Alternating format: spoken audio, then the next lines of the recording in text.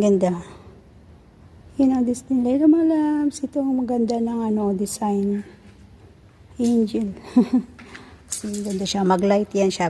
Ano yun sa may kuryente siya. Ito. Sasaksak yan siya dito. Ganda niya. Oh, ganda ng design. Yan. Thank you ng design. Dami nilang mga abobot. Yung design nila. Yun ang may mga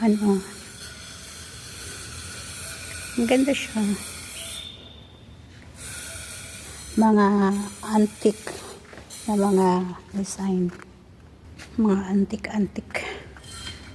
Ang ganda. So, bye mga loves. Dito ko ngayon sa akong part-time job. Dito yung mga kasama namin na nagbubukas ng shop. Bye!